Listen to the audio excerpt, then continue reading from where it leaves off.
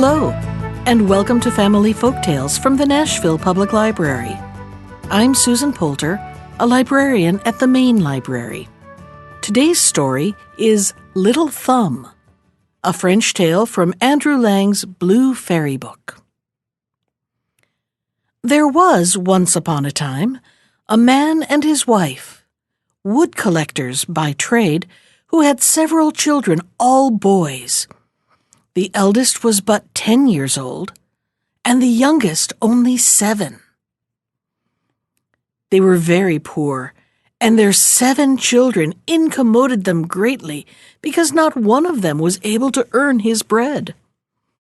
That which gave them yet more uneasiness was that the youngest was of a very puny constitution and scarce ever spoke a word, which made them take that for stupidity, which was a sign of good sense.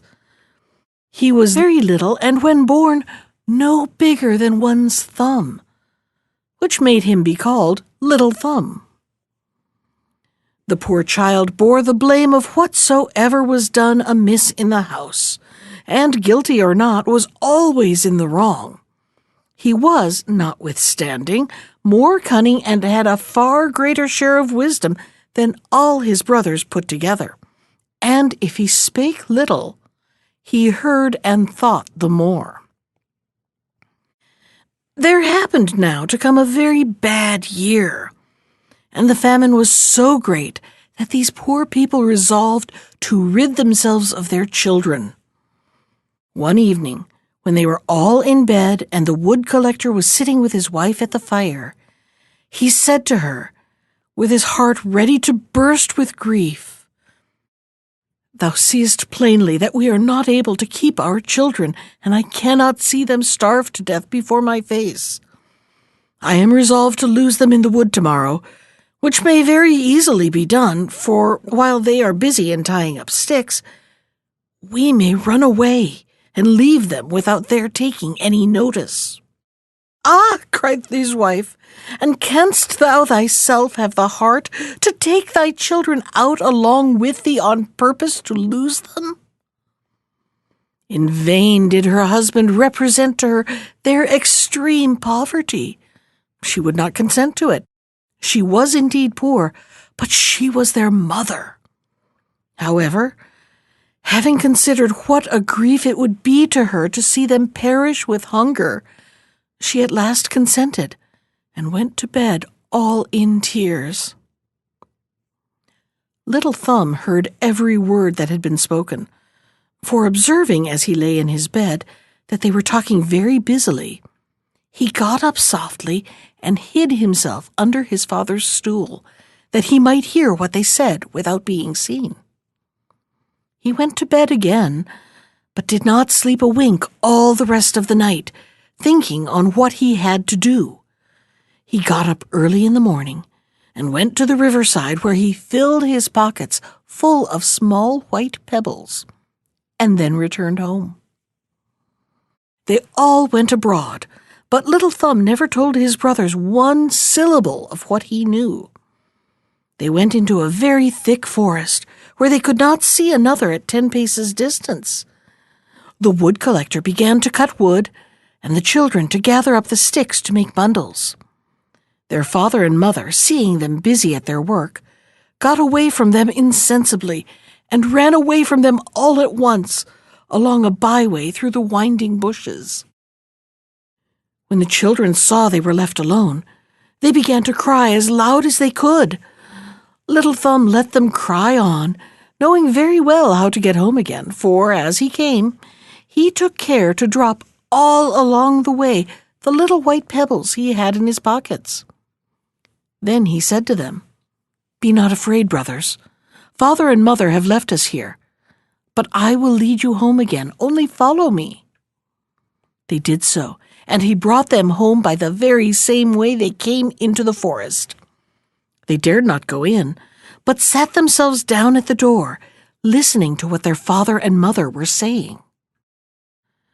The very moment the wood collector and his wife reached home, the lord of the manor sent them 10 crowns, which he had owed them a long while and which they never expected. This gave them new life, for the poor people were almost famished. The woodcollector sent his wife immediately to the butcher's. As it was a long while since they had eaten a bit, she bought thrice as much meat as would sup 2 people. When they had eaten, the woman said, "Alas, where are now our poor children? They would make a good feast of what we have left here. But it was you who had a mind to lose them. I told you we should repent of it. What are they now doing in the forest? Alas, dear God, the wolves have perhaps already eaten them up. Thou art very inhuman thus to have lost thy children." The woodcollector grew at last quite out of patience, for she repeated it above 20 times, that they should repent of it, and that she was in the right of it for so saying. He threatened to beat her if she did not hold her tongue. It was not that the woodcollector was not perhaps more vexed than his wife, but that she teased him, and that he was of the humor of a great many others who love wives to speak well, but think those very importunate who are continually doing so. She was half drowned in tears, crying out, "Alas, where are now my children, my poor children?" She spoke this so very loud that the children who were at the gate began to cry out all together, "Here we are! Here we are!" She ran immediately to open the door and said, hugging them, "I am glad to see you, my dear children. You are very hungry and weary, and my poor Peter, thou art horribly bemired. Come in and let me clean thee." Now, you must know that Peter was her eldest son, whom she loved above all the rest, because he was somewhat carroty, as she herself was. They sat down to supper, and ate with such a good appetite as pleased both father and mother, whom they acquainted how frightened they were in the forest, speaking almost always all together. The good folks were extremely glad to see their children once more at home, and this joy continued while the 10 crowns lasted. But when the money was all gone, they fell again into their former uneasiness, and resolved to lose them again, and that they might be surer of doing it, to carry them to a much greater distance than before. They could not talk of this so secretly, but they were overheard by Little Thumb, who made account to get out of this difficulty as well as the former. But though he got up very early in the morning to go and pick up some little pebbles, he was disappointed, for he found the house door double locked, and was at a stand what to do. When their father had given each of them a piece of bread for their breakfast, Little Thumb fancied he might make use of this instead of the pebbles, by throwing it in little bits all along the way they should pass. And so he put the bread in his pocket. Their father and mother brought them into the thickest and most obscure part of the forest, when, stealing away into a bypath, they there left them. Little Thumb was not very uneasy at it, for he thought he could easily find the way again by means of his bread, which he had scattered all along as he came. But he was very much surprised when he could not find so much as 1 crumb. The birds had come and had eaten it up every bit. They were now in great affliction, for the farther they went, the more they were out of their way, and were more and more bewildered in the forest. Night now came on, and there arose a terribly high wind, which made them dreadfully afraid. They fancied they heard on every side of them the howling of wolves coming to eat them up. They scarce dared to speak or turn their heads. After this, it rained very hard, which wetted them to the skin. Their feet slipped at every step they took, and they fell into the mire, whence they got up in a very dirty pickle. Their hands were quite benumbed.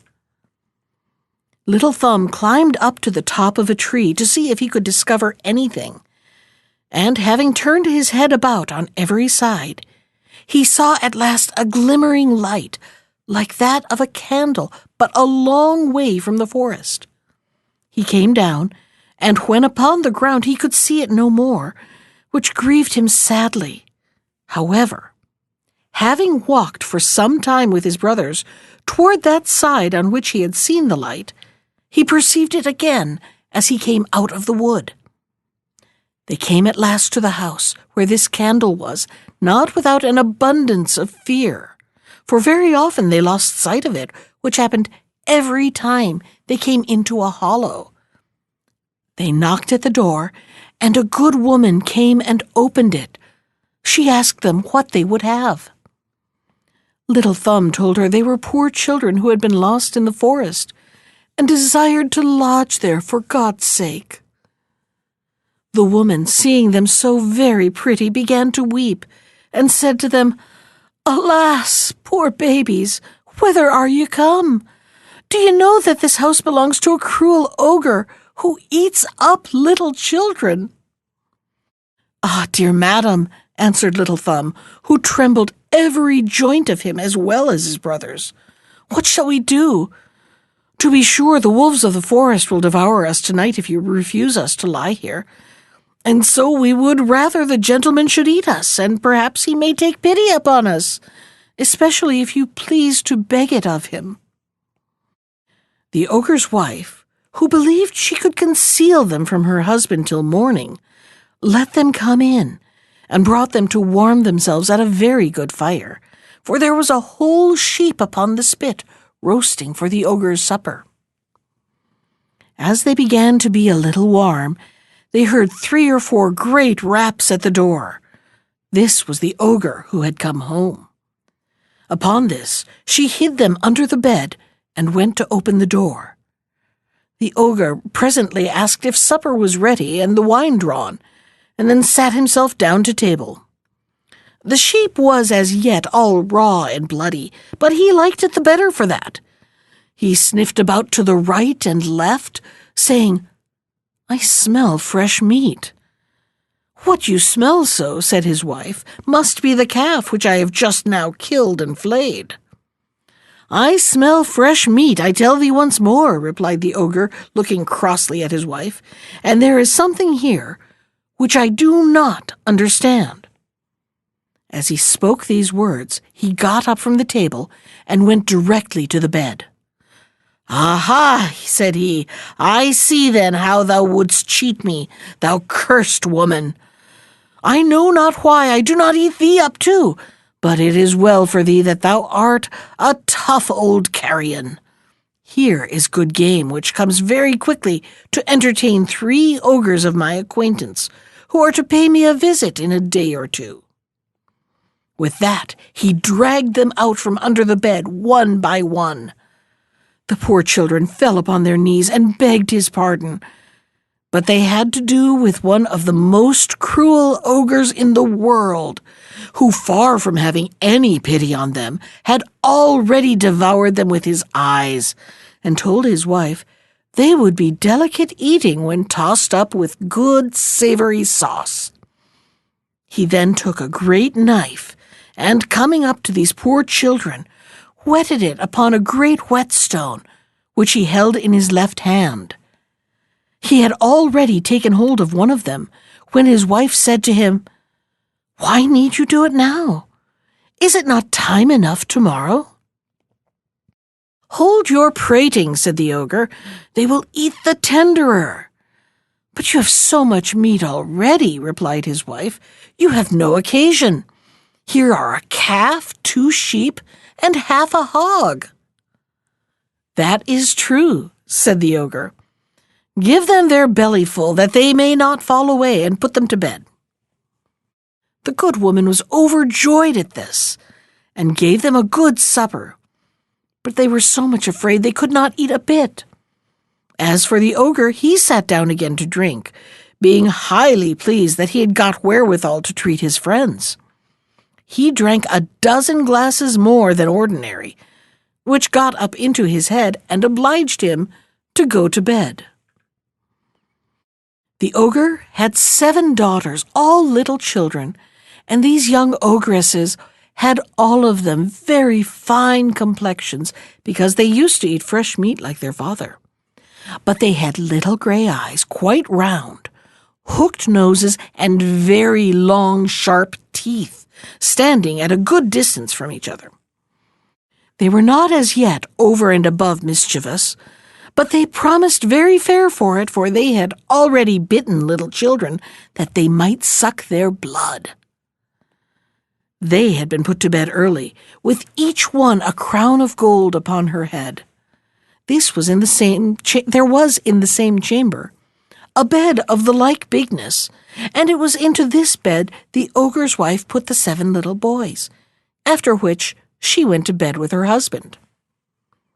Little Thumb, who had observed that the ogre's daughters had crowns of gold upon their heads, and was afraid lest the ogre should repent his not killing them, got up about midnight, and, taking his brother's bonnets and his own, went very softly and put them upon the heads of the 7 little ogresses, after having taken off their crowns of gold, which he put upon his own head and his brother's, that the ogre might take them for his daughters, and his daughters for the little boys whom he wanted to kill. All this succeeded according to his desire, for the ogre, waking at about midnight, and sorry that he had deferred to do that till morning, which he might have done overnight, threw himself hastily out of bed, and, taking his great knife, "Let us see," said he, "how our little rogues do, and not make 2 jobs of the matter." He then went up, groping all the way into his daughter's chamber, and coming to the bed where the little boys lay, and who were every soul of them fast asleep, except Little Thumb, who was terribly afraid when he found the ogre fumbling about his head, as he had done about his brothers, the ogre, feeling the crowns, said, "I should have made a fine piece of work of it, truly. I find I drank too much last night." Then he went to the bed where the little girls lay, and having found the boys' little bonnets, "Ah," said he, "my merry lads, are you there? Let us work as we ought." And saying these words, without more ado, he cut the throats of all his 7 daughters. Well pleased with what he had done, he went to bed again to his wife. So soon as Little Thumb heard the ogre snore, he waked his brothers, and bade them all put on their clothes presently and follow him. They stole down softly into the garden and got over the wall. They kept running about all night, and trembled all the while without knowing which way they went. The ogre, when he awoke, said to his wife, "Go upstairs and dress those young rascals who came here last night." The wife was very much surprised at this goodness of her husband, not dreaming after what manner she should dress them. But thinking that he had ordered her to go and put on their clothes, she went up, and was strangely astonished when she perceived her 7 daughters killed and weltering in their blood. She fainted away, for this is the first expedient almost all women find in such cases. The ogre, fearing his wife would be too long in doing what he had ordered, went up himself to help her. He was no less amazed than his wife at this frightful spectacle. "Ah, what have I done?" cried he. "The wretches shall pay for it, and that instantly." He threw a pitcher of water upon his wife's face, and having brought her to herself, said, "Give me quickly my boots of 7 leagues, that I may go and catch them." He went out, and having run over a vast deal of ground, both on this side and that, he came at last into the very road where the poor children were, and not above 100 paces from their father's house. They espied the ogre, who went at one step from mountain to mountain, and over rivers as easily as the narrowest kennels. Little Thumb, seeing a hollow rock near the place where they were, made his brothers hide themselves in it, and crowded into it himself, minding always what would become of the ogre. The ogre, who found himself much tired with his long and fruitless journey, for these boots of 7 leagues greatly fatigued the wearer, had a great mind to rest himself, and by chance went to sit down upon the rock where the little boys had hid themselves. As it was impossible he could be more weary than he was, he fell asleep, and after reposing himself some time, began to snore so frightfully that the poor children were no less afraid of him than when he had held up his great knife and was going to cut their throats.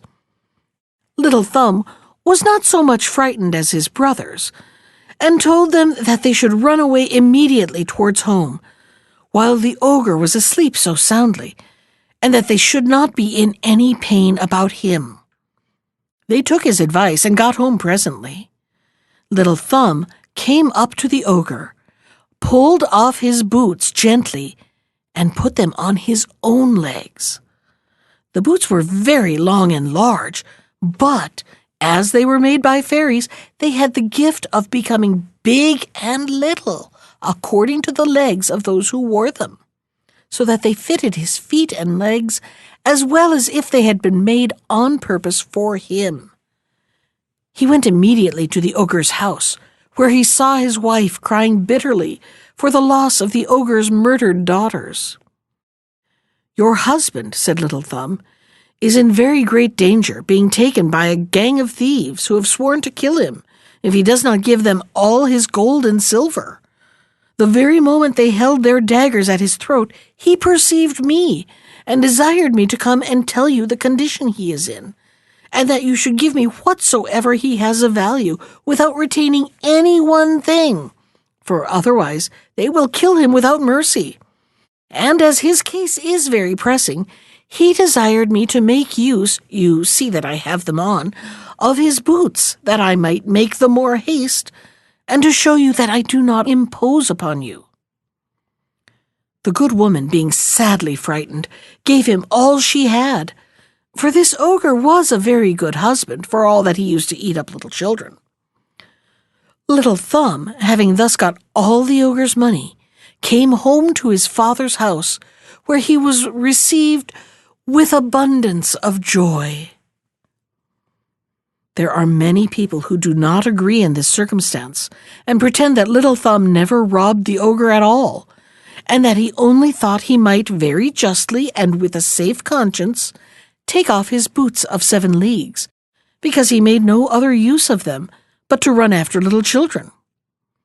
These folks affirm that they are very well assured of this, and the more as having drunk and eaten often at the woodcollector's house. They aver that when Little Thumb had taken off the ogre's boots, he went to court, where he was informed that they were very much in pain about a certain army, which was 200 leagues off, and the success of a battle. He went, they say, to the king and told him that, if he desired it, he would bring him news from the army before night. The king promised him a great sum of money upon that condition. Little Thumb was as good as his word, and returned that very same night with the news. And, this first expedition causing him to be known, he got whatever he pleased, for the king paid him very well for carrying his orders to the army. After having for some time carried on the business of a messenger, and gained thereby great wealth, he went home to his father, where it was impossible to express the joy they were all in at his return. He made the whole family very easy, bought places for his father and brothers, and by that means settled them very handsomely in the world, and in the meantime made his court to perfection. That was Little Thumb from Andrew Lang's Blue Fairy Book. Special thanks to Ginger Sands for our theme music. You can find more of Ginger's music at iTunes or on her website at www.gingersands.com. And if you'd like to comment on today's story, send me an email. I can be reached at susan.poulter, that's Poulter, @nashville.gov. Thanks for listening.